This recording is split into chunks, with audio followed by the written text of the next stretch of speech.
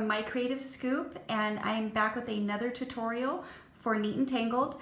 This month I'm using the stamp set called Mermazing, and we're going to be coloring this super cute mermaid, her hair. So I get a lot of emails and requests on tutorials for how to do hair. A lot of people have a hard time coloring hair, so that's what I wanted to focus on this month.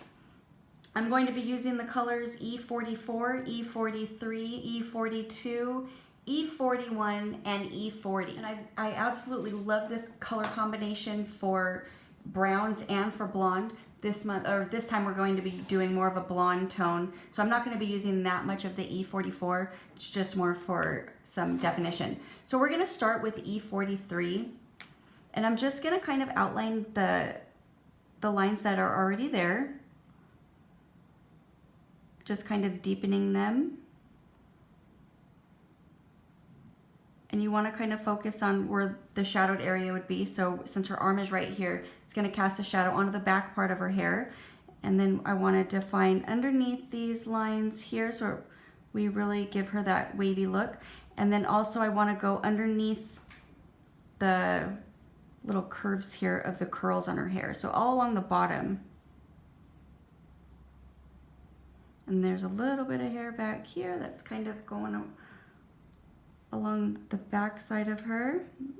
And then also right underneath her arm, I'm just gonna fully shadow that down. Now that we know where our darkest areas are gonna be, I'm gonna go back and add a little bit more detail. I really like to add a lot of texture and hair strands, especially into the areas that are not, there's no line from the illustrator. So I'm just gonna kind of follow these lines the same, so they're going in the same direction as the lines that are already there, so it has a nice flow. And then I'm gonna come back in between some of the lines that are coming from the curls. And then we'll also go ahead and just follow, so I followed this line coming down and I followed the line that's going along the top of her head.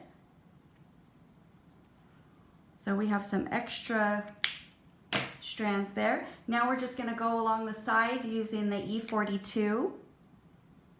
So I'm just gonna kind of pull the color out a little bit more.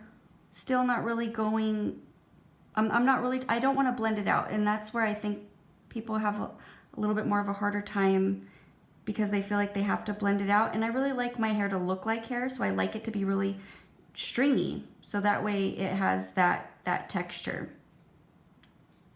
So as you can see, I'm just kind of going in, bringing in the color a little bit more so it starts to fill in, but I'm still going really streaky, and I'm not really focusing on one area or trying to blend out the previous color. We just kind of filling it in, and you want to leave all those white areas because that's going to give us some nice highlights.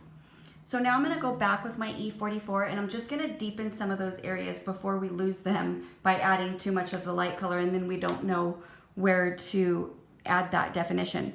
So I'm just going to take the E44 and I'm going to start in the same areas where we very first laid down that E43.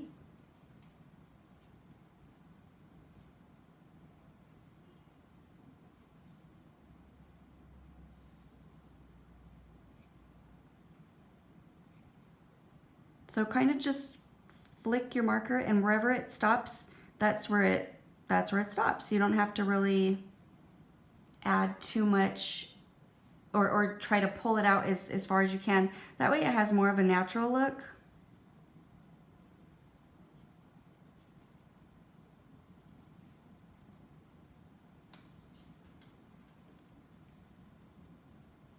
All right.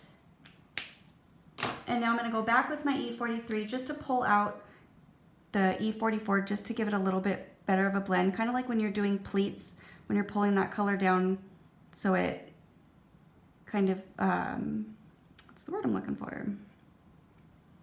It pulls the color out so it fades. There we go. So as you can see, I'm still being really streaky, not really trying to blend it out. I'm just trying to get that texture. And it looks really messy. And honestly, the messier it looks, the more streaky it looks, the more white that you have in between all of these colors, the more texture you will have. And I will show you in just a second.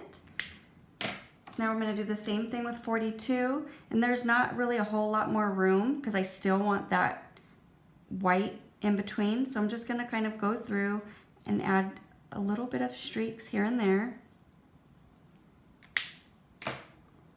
And now with my E41, I'm going to fill in some of the areas. So see, I just kind of laid the marker in, filling in that whole section right there. And we'll do this one, and then up here a little bit. I still have a few areas that have the white.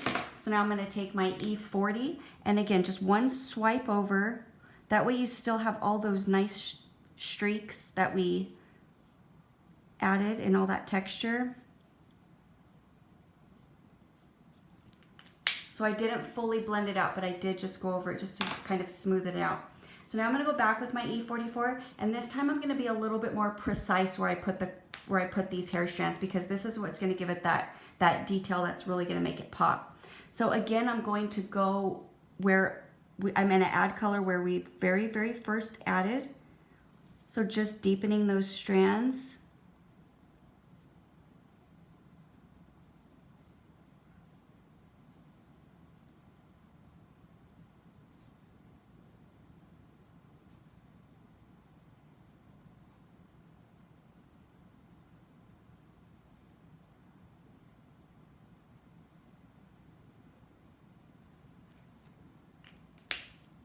And now I'm gonna skip the E43. Now I'm gonna go straight to the E42 just to pull it out a little bit more.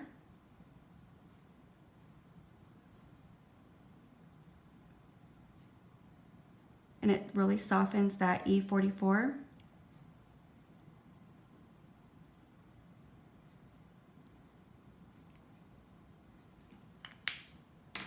Now I'm going to go back with my E44, and I'm going to add a very thin strands of hair just to give it that little bit more of dimension. So in between where it's really white, where it's still a lot lighter, I'm very thinly going to just add a few more strands.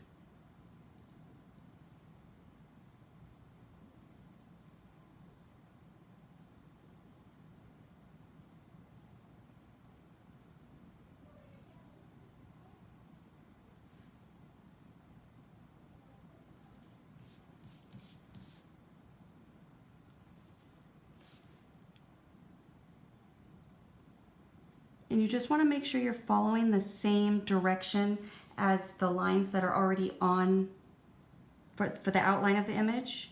And as long as you're following those strands, it will look really natural.